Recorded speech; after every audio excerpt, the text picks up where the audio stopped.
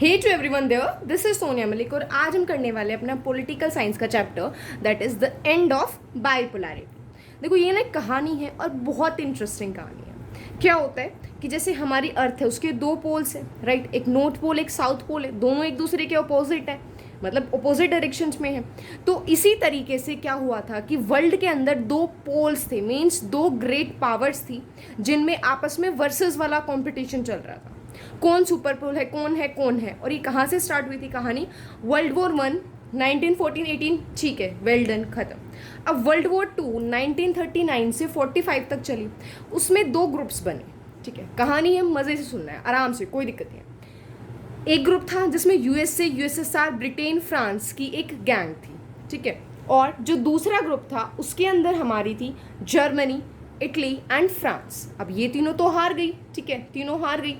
अब ब्रिटेन और फ्रांस बेचारे इतने कमज़ोर थे कि उनके पास जो रिसोर्सेज थे लड़ाई में यूज़ हो गए, तो उन्होंने कहा बस हम और नहीं लड़ सकते। वेल बचे कौन? USA and USSR. अब देखो जब दो पावर्स बच जाती ना तो इनके बीच में कंपटीशन स्टार्ट हो गया कि मैं बेस्ट हूँ, मैं बेस्ट हूँ, मेरी आइडियोलॉजी बेस्ट है, मैं जैसे अपने लोगों को ऑर्गेनाइज करता हूँ वो तरीका बेस्ट है, जैसे मैं अपनी इकोनॉमी को चलाता हूँ वो तरीका बेस्ट है।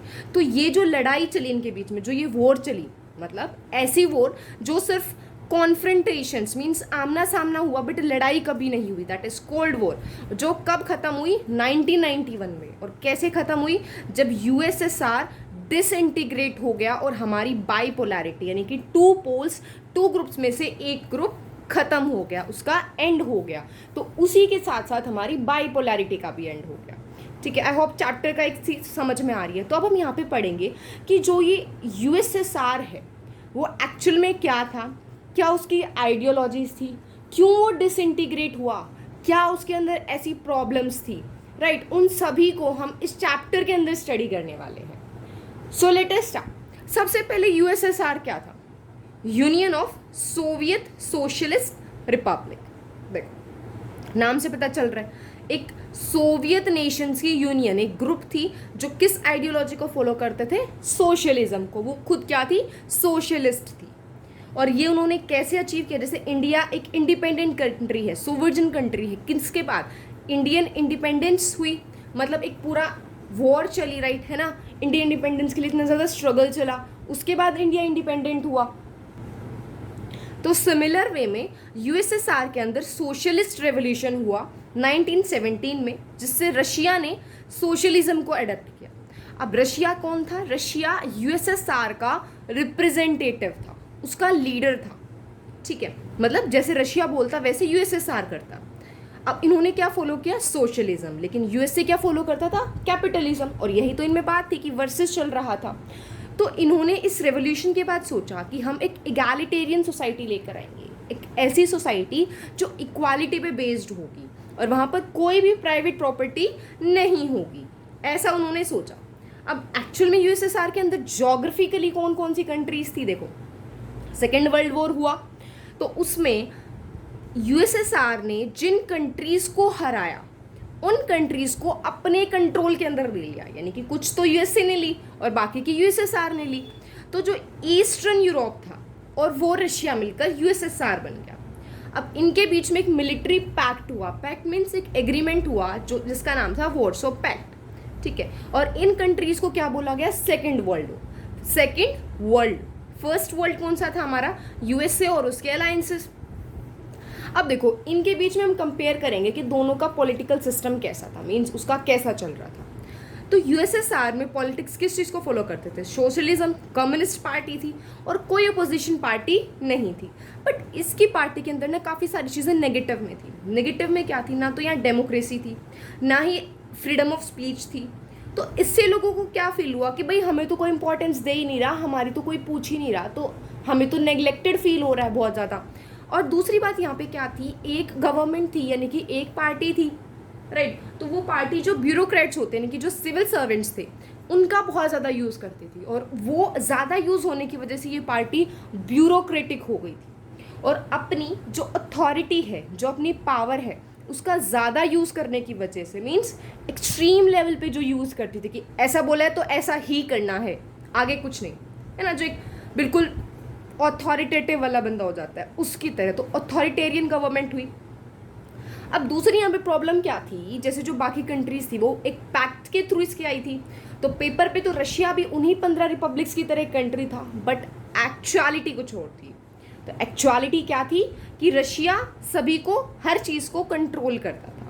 अब हम बात करते हैं उनकी इकोनॉमिक्स की, तो इकोनॉमिक्स में क्या था कि जो यूएसएसआर है पूरे वर्ल्ड से तो आगे था, बट यूएसए से आगे नहीं था। उसके पास मशीनरी अच्छी थी, कम्युनिकेशन नेटवर्क अच्छा था, एनर्जी अच्छी थी, डोमेस्टिक प्रोडक्शन भी काफ़ी अच्छा हो रहा था, मिनिमम स्टैंडर्ड ऑफ लिविंग भी वो लोगों को देता था कि भाई बेसिक चीज़ें हैं, पब्लिक वेलफेयर के थ्रू आपको मिल रही है, सब्सिडीज़ मिल रही थी, लोगों की वेजेस भी बढ़ रही थी, लेकिन प्रोडक्टिविटी नहीं बढ़ रही थी। और दूसरी बात 1970s में आते आते यूएसएसआर में स्टैग्नेशन आ गया। स्टैग्नेशन होता है ठहराव आना, रुक जाना, कि अब बढ़ ही नहीं रही है। जैसे कई बार बोलते हैं ना कि हाइट के अंदर स्टैग्नेशन आ गया, रुक गया, बढ़ नहीं रही है। तो इसी तरीके से अब डिफेंस के अंदर ठीक है वो यूएस के साथ कॉम्पीट कर रहा था, लेकिन बहुत ज़्यादा कॉस्ट देने के बावजूद, मतलब डिफेंस में कॉम्पीट तो कर रहा है but at a greater price. अब हम बात करते हैं यहाँ पे डिसइंटीग्रेशन में एक पर्सन था जिसका नाम था गॉर्बचेव। भाई उसका क्या रोल रहा और किस तरीके से गॉर्बचेव का नाम डिसइंटीग्रेशन के साथ आ गया। तो गॉर्बचेव का पूरा नाम था मिखाइल गॉर्बचेव, ठीक है, और उनको 1985 में यूएसएसआर यानी कि जो कम्युनिस्ट पार्टी है उसका जनरल सेक्रेटरी बना दिया गया, टॉप मोस्ट पोजीशन। तो अब उन्होंने सोचा भाई रिफॉर्म्स तो लाने चाहिए, क्यों लाने चाहिए, ऐसा उन्होंने इसलिए सोचा ताकि जो बाहर के वर्ल्ड में इंफॉर्मेशन और टेक्नोलॉजी का एक जो रेवोल्यूशन आया हुआ है, बाहर से छाई हुई है लोगों के बीच में, वो मेरी कंट्री में आ सके। तो उनका मोटिव क्या था कि जो वेस्टर्न कंट्रीज है भाई इस लड़ाई को ख़त्म करो, ये क्या हर वक्त एक दूसरे के पीछे पड़े रहते हो, नहीं ऐसा कुछ नहीं होना चाहिए, लड़ाई को ख़त्म करो और यूएसएसआर को थोड़ा डेमोक्रेटिक वेज में लाओ, मतलब डेमोक्रेटिक वेज में लोगों के पास फ्रीडम हो, है ना, वो चीज़ उन्होंने सोची। भाई मोटिव तो अच्छे थे, लेकिन फिर प्रॉब्लम क्या हुई कि जो ईस्ट की यूरोपियन कंट्रीज़ थी उन्होंने अपनी गवर्नमेंट के खिलाफ प्रोटेस्ट करना शुरू कर दिया, भाई हमें इंडिपेंडेंस चाहिए, हमें इंडिपेंडेंस चाहिए। लेकिन अब देखो जो पहले जितने भी हमारी सेक्रेटरी थी वो उन चीज़ों को कंट्रोल कर लेते थे क्योंकि वो ब्यूरोक्रेटिक थे, बहुत ज़्यादा मतलब अपनी ब्यूरोक्रेसी का यूज़ करते थे। लेकिन गॉर्बचेव ने कुछ नहीं किया तो बाकी के लोगों ने अपनी इंडिपेंडेंस गेन कर ली। अब कंट्री के अंदर इकोनॉमिक और पॉलिटिकल रिफॉर्म्स भी चाहिए थे। अभी हमने स्टडी किया है कि इकोनॉमी वहाँ की स्टैग्नेंट हो रही थी, तो इकोनॉमिक एंड पॉलिटिकल रिफॉर्म्स भी चाहिए थे। लेकिन जब ये रिफॉर्म्स की बात की गई तो उसके खुद के जो पार्टी के लोग थे, देखो हर एक पार्टी में ना एक मेंबर्स होते हैं जो कहते हैं हमें चेंज नहीं चाहिए, तो उन लोगों को बोलते हैं हार्ड लाइनर्स, कि उनकी एक हार्ड लाइन ड्रॉ कर रखी है कि हमें इसके पार नहीं जाना चाहे वर्ल्ड में कुछ होता रहे। तो ऐसे ही हार्ड लाइनर्स थे जिन्होंने कहा नहीं, हमें कोई इकोनॉमिक और पॉलिटिकल रिफॉर्म्स नहीं चाहिए। और इसी बात को लेकर यानी कि गॉर्बचेव की खुद की पार्टी के लोग उनके खिलाफ होकर उनको पार्टी से हटाना चाहते थे। तो जब एक ऐसा ग्रुप, एक एक्टिवली ग्रुप पूरा मतलब भड़क जाता है और गॉर्बचेव को अटैक करने के लिए आता है, उसको बोला गया था एक कूप आया 1991 में। लेकिन उसी टाइम पे एक लीडर आया बोरिस येल्टसिन, उन्होंने इस कूप को समझाया नहीं भाई ऐसे नहीं करना, हम शांति से काम लेंगे, शांति शांति। तो उन्होंने अपोज किया, नेशनल हीरो बन गए कि वो नेशन में शांति चाहते हैं। और इसी के साथ दिसंबर 1991 को बोरिस येल्टसिन ने Russia as a representative of Russia, Ukraine और बेलारूस के साथ मिलकर क्या डिक्लेयर किया कि यूएसएसआर इज डिसबैंडेड, मतलब यूएसएसआर अब नहीं है, यूएसएसआर के टुकड़े टुकड़े हो चुके। इन्होंने ये चीज़ डिक्लेयर कर दी कि आप सभी कंट्रीज इंडिपेंडेंट हो, वी ऑल आर सोवर्जन, ठीक है। तो कम्युनिस्ट हटा दिया भाई। अब इन्होंने जब यूएसएसआर को मना किया है मतलब इन्होंने सोशलिज्म को मना किया था, तो इन्हें कैपिटलिज्म चाहिए था, डेमोक्रेसी चाहिए थी। अब यहाँ पे एक सबसे बड़ी बात क्या थी कि जो सेंट्रल एशिया की कंट्रीज़ हैं वो इंडिपेंडेंट नहीं चाहती थी यूएसएसआर से, तो उनको जोड़ा गया with the help of Commonwealth of independent states, यानी कि ग्रुप बनाया गया जिसमें सेंट्रल एशिया की कंट्रीज़ को रशिया के साथ जोड़ दिया गया, क्योंकि रशिया को यूएसएसआर का रिप्रेजेंटेटिव बनाया गया, उसका लीडर बना दिया गया। अब देखो हर एक चीज़ होती है, अब उसके रीजंस भी होते हैं, तो यहाँ पे रीजन सेम आते हैं कि सोवियत यूनियन डिसइंटीग्रेट क्यों हुआ, क्या वो रीजंस थे। देखो सबसे पहले हम स्टार्ट करते हैं इंटरनल वीकनेस, क्योंकि सोवियत यूनियन क्या था कि अंदर से ना वो बहुत ज़्यादा कमज़ोर हो चुका था, ठीक है। तो वहाँ पे क्या आ चुकी थी, इकोनॉमिक स्टैग्नेशन आ चुकी थी, ठहराव आ चुका था, वो ग्रो कर ही नहीं रहा था, राइट। तो यूएसएसआर क्योंकि जितने भी रिसोर्सेज थे वो किसको यूज़ कर रहा था, अपने लोगों के लिए यूज़ ना करके अपनी न्यूक्लियर और मिलिट्री के लिए वेपन्स बनाने में यूज़ कर रहा था। तो इकोनॉमी स्टैग्नेंट आ गई। अब देखो यहाँ तक तुमने इस चैप्टर को समझा है तो please subscribe my channel, share it with your friends, like the video and notification bell भी ऑन करके रखो, क्योंकि इसके बाद पॉलिटिकल साइंस कंप्लीट मैं इसी चैप्टर पे करवाने वाली हूँ, ठीक है। जितनी भी चैप्टर्स हैं उन सभी को, ज्योग्राफी की बुक 1 कंप्लीट हो चुकी है, बुक 2 भी इसके बाद में स्टार्ट करने वाली हूँ, प्लस ये जो नोट्स है तुम्हें इनकी PDF भी मिल जाएगी डिस्क्रिप्शन बॉक्स में। So for that please subscribe my channel, ठीक है, क्योंकि ये नोट्स मुझे सिर्फ आप लोगों के लिए बनाने पड़ते हैं। मैंने अपने लिए ऐसे नोट्स, इतने मतलब सुंदर सुंदर नोट्स नहीं बनाए थे, ठीक है। तो मूविंग ऑन टू नेक्स्ट, अब यहाँ पे क्या हुआ कि यूएसएसआर पे इस चीज़ का एक इकोनॉमी बर्डन आ गया, ठीक है। भाई इकोनॉमी बर्डन तो आएगा जब वो जितना पैसा उसे खाने के लिए यूज़ करना चाहिए वो उतना पैसा घर में हथियार रखने के लिए यूज़ कर रहा था। तो इससे हुआ क्या, दूसरी बात क्या हुई कि वहाँ के लोगों को एक साइकोलॉजिकल शॉक लगा। साइकोलॉजिकल शॉक क्या होता है कि मैंने सोच के बैठा कि मेरे को सब कुछ आता है, सब कुछ आता है, सब कुछ आता है, बट जब मैं टेस्ट देने जाती हूँ तो पता चलता है ओ गॉड कुछ भी नहीं आता। सेम चीज़ यूएसएसआर के लोगों के साथ है, क्योंकि उन्हें फ्रीडम ऑफ एक्सप्रेशन नहीं थी, तो बाहर के वर्ल्ड में कॉमनली नहीं पता होता था, धीरे धीरे करके पता चल रहा था। तो जब उन्हें बात पता चली कि हम इतने बैकवर्ड हैं तो उन्हें एक साइकोलॉजिकल शॉक लगा। दूसरी बात क्या थी, वहाँ पे पॉलिटिकली भी स्टैग्नेशन आ चुकी थी, ठहराव आ चुका था, क्योंकि वहाँ की जो पॉलिटिकल पार्टी थी वो ग्रो कर ही नहीं रही थी। भाई सिंपल सी बात है, पहले आप कंट्रोल में कर सकते थे, लेकिन अभी टेक्नोलॉजी आ रही है तो थोड़ा बहुत आगे बढ़ो ना आप भी, बट वो नहीं बढ़ रहे थे। और दूसरी बात, करप्शन ज़रूर बढ़ रहा था पार्टी के अंदर। अब जो उनकी मिस्टेक्स होती वो उनको भी करेक्ट नहीं करते। और दूसरी बात, सेंट्रलाइजेशन ज़्यादा बढ़ गया था। सेंट्रलाइजेशन क्या होता है, देखो जैसे बताया 15 कंट्रीज मिलकर यूएसएसआर बना था, तो सभी के पास कुछ कुछ पावर होना चाहिए, एटलीस्ट जो उनके पर्सनल मैटर्स हैं उनको तो वो खुद डिस्कस करें लोकल लेवल पे। लेकिन यहाँ पे क्या था कि कोई भी प्रॉब्लम है मॉस्को में जाओ, मॉस्को क्या था, रशिया की कैपिटल, तो जैसे एडमिनिस्ट्रेटिव कैपिटल वही थी। तो अब यहाँ पे क्या हुआ, देखो अब एक इम्पॉर्टेंट चीज़ क्या देखी गई जो हिस्टोरियंस को परेशान करती है कि भाई गोर्बाचेव ने प्रॉब्लम तो सही पकड़ी थी कि यहाँ पे रिफॉर्म्स की ज़रूरत है, स्टैग्नेशन आ चुका है, फिर ऐसा क्यों हुआ, ठीक है।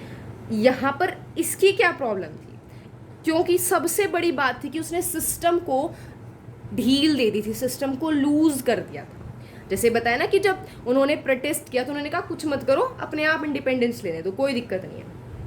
दूसरी बात क्या हुआ, अब देखो गोर्बाचेव की जो पॉलिसीज थे उसकी 2 बातें कही जा रही थी। जो पहले तो थे वो कहते भाई तू बहुत धीरे धीरे चल रहा है, रिफॉर्म्स जल्दी लाओ ना, क्योंकि और जल्दी और जल्दी और जल्दी। लेकिन जो खुद उसकी पार्टी के लीडर्स थे, जैसे जो मैंने बताया हार्ड लाइनर्स है ना, एक लिमिट सेट कर रखी होती है, वो कह रहे थे भाई तू बहुत जल्दी जा रहा है, क्योंकि उनकी तो जो अपॉर्चुनिटीज़ हैं, जो उन्हें बेनिफिट्स मिल रहे थे, जो उन्हें क्रीमी लेयर मिल रही थी, वो तो उनसे छूटती जा रही है। तो इन दोनों के बीच में टग ऑफ वार हुई। टग ऑफ वार क्या होता है, रस्सी वो भी खींच रहा है वो भी खींच रहा है, बेचारा गोर्बाचेव बीच में। तो दिक्कत क्या हुई कि दोनों ने रस्सी छोड़ दी और गोर्बाचेव अपना सपोर्ट खो गए।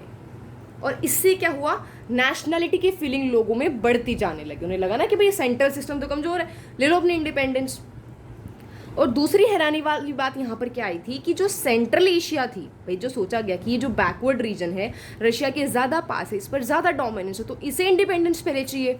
लेकिन उल्टा क्या हुआ कि जो यूरोपियन पार्ट था, यानी कि जो यूरोपियन पार्ट था, जो डेवलप्ड पार्ट था, रशिया से दूर था, उसने इंडिपेंडेंस अपनी सबसे पहले ली। ये बड़ा ही शॉकिंग रहा, ठीक है। तो यहाँ से तुम्हें क्लियर हो रहे हैं कि सोवियत यूनियन डिसइंटीग्रेट कैसे हुआ था, राइट। अब देखो मैंने जैसे तुम्हारे एनसीईआरटी बुक में टॉपिक से सेम टॉपिक को इस एक पेज पे एक्सप्लेन किया था कि तुम ना एक लिंक बना सको, ठीक है, क्योंकि जब पढ़ना है तो मेन तुम्हें एनसीईआरटीज पढ़ने हैं, जस्ट अ वे कि तुम अच्छे से उस चीज़ को मेमोराइज कर सकते हो, समझ सकते हो उस चीज़ को अच्छे से। Next topic says here consequences of disintegration. अब कंसीक्वेंसेज क्या होते हैं, रिजल्ट। अब कंसीक्वेंसेज जब भी बात की जाए तो वो बैड भी इसी में इंक्लूड होंगे और गुड भी इंक्लूड होंगे, लेकिन मिसफॉर्चुनेटली यूएसएसआर के लिए सब कुछ बैड था। अब देखो यहाँ पे कंसीक्वेंसेस में हम पढ़ेंगे सिर्फ यूएसएसआर के लिए नहीं, पूरे वर्ल्ड के लिए। सबसे बड़ी चीज़ क्या होगी, सोचो, बाइपोलैरिटी खत्म हुई तो मीन्स क्या खत्म हुआ, कोल्ड वॉर खत्म हुई। और जो एक लड़ाई चल रही थी कि भाई मेरे पास ज़्यादा वेपन्स है, मेरे पास ज़्यादा वेपन्स हैं, वो ख़त्म हुई। तो लोगों ने सोचा अच्छी बात है भाई, वर्ल्ड में शांति आएगी, right, it was a good thing. लेकिन इसी के साथ साथ क्या हुआ, क्या बिलीव किया कि यहाँ पे ना जो पावर रिलेशंस है वो भी चेंज होंगे। कैसे चेंज होंगे? अब देखो, दो ग्रुप्स बच गए। मेन तो यूएस बचा है, तो उन्होंने सोचा कि वो सुपर पावर बन के यूनिपोलर वर्ल्ड बनाएगा, कैपिटलिज्म सभी फॉलो करेंगे। लेकिन दूसरा ग्रुप क्या कह रहा था कि भाई जो बाकी कंट्रीज है ना वो सारी अलग अलग मिलके सामने आएंगी और एक मल्टीपोलर वर्ल्ड बनेगा। बट ऐसा तो नहीं हुआ। आज के टाइम पे चीज़ हो रही है, उस इमीडिएटली चीज़ नहीं हुई थी। तो कैपिटलिज्म को कौन सपोर्ट कर रहा था? वर्ल्ड बैंक और इंटरनेशनल मॉनेटरी फंड्स, जो इन कंट्रीज को कैपिटलिस्ट बनने के लिए लोन्स प्रोवाइड कर रही थी। अब देखो, ये कंट्रीज कैपिटलिस्ट क्यों बन रही थी? क्योंकि भाई सिंपल सी बात है, सोशलिस्ट आइडियोलॉजी जो थी वो हार गई। तो लोगों ने क्या सोचा, अच्छी नहीं थी इसलिए हार गई। सिंपल सी बात है, तो जो अच्छी है हम उसको अडॉप्ट करेंगे। दूसरी बात क्या थी, कुछ बहुत सारी नई कंट्रीज उभर कर आई जो यूएसएसआर का पार्ट था। अब वो खुद सोवर्जन इंडिपेंडेंट कंट्रीज बनकर आई। सोवर्जन क्या होता है कि मेरे जो कंट्री के अफेयर्स है सिर्फ मैं ही उस पर रूल करूंगा, बाहर की कोई कंट्री उसमें इंटरफेयर नहीं कर सकती, राइट। जैसे इंडिया इज अ सोवर्जन कंट्री। तो बाल्टिक और ईस्ट यूरोपियन कंट्रीज थी, वो भी उभर कर सामने आई। तो ये वाली कंट्रीज क्या चाहते थे कि हम ईयू के साथ ज्वाइन हो जाएं, यूरोपियन यूनियन के साथ ज्वाइन हो जाएं, ठीक है, जो कि एक इकोनॉमिक ग्रुप पे था कि हम इकोनॉमी डेवलप कर सकें। तो इसके लिए उन्होंने नाटो को ज्वाइन कर लिया, ठीक है, North Atlantic Treaty Organization, right. अब जो सेंट्रल एशियन कंट्रीज थी उन्होंने क्या किया कि भाई हम सभी के साथ अच्छे रिलेशंस मेंटेन करेंगे, हम किसी एक में नहीं जा रहे। This is all for today. यहाँ पे हमारा half of the chapter complete हो चुका है। रेस्ट जो हमारा बचा है उसको इस वीडियो के सेकंड पार्ट में मैं एक्सप्लेन करने वाली हूँ। तो नोटिफिकेशन बेल को ऑन करके रखना so that you comes to know at the first, ठीक है। और जितना हो सकेगा जल्दी जल्दी इस चैप्टर को और इस सिलेबस को मैं कंप्लीट करवाने वाली हूँ। So for till that do subscribe my channel and like this video.